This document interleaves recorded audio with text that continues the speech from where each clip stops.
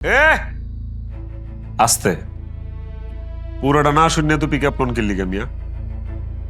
দেশে কি আপনার একলাই বইন আছে আর কারো বইন নাই? আলগা পিরি আপনার বইন একটা অপরাধ করছে। নিজে চাবি হারা এক গরিব মানুষের চাকরি খেয়ে ফেলাইতে চাইছিল। আমি সেটা একটা ন্যায় বিচার করছি।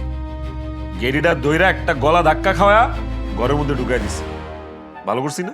তুই আমার মেয়েকে টাচ করছিস? তোর এত বড় সাহস! এই জগনটারে মার মার! কি হয়েছে এখানে? দেখো কি হয়েছে, আসো তাড়াতাড়ি আসো। কোথাকার একটা জঙ্গলি এসে এখানে বসে আছে। কি হলো, সাথে এমন করতেছো কেন? হ্যাঁ, আমার গেস্ট। ওয়ালাইকুম সালাম। ওয়ালাইকুম সালাম, বসো বসো। তোমার গেস্ট বাসায় কেন? বাইরে নিয়ে যাও। বাসার ভিতরে এই কারণে ওকে আমার স্যার পাঠিয়েছে। পাপা, এই ছেলেটা আজকে আমার ঘাড়ে ধাক্কা দিছে। আচ্ছা ঠিক আছে, এটার জন্য আমি ওর পক্ষ থেকে তোর কাছে সরি বলতেছি, কিন্তু ও এখানেই থাকবে। ওকে আমি একটা চাকরি দেবই, আর ওকে যে পোস্টে চাকরি দিব সেটা খালিও তারা 7 দিন সময় লাগবে। 7 দিন লাগবে না 7 বছর লাগবে সেটা তোমার জানার দরকার নেই। তুমি জাস্ট ওকে এখনই বাসা থেকে বিদায় করো।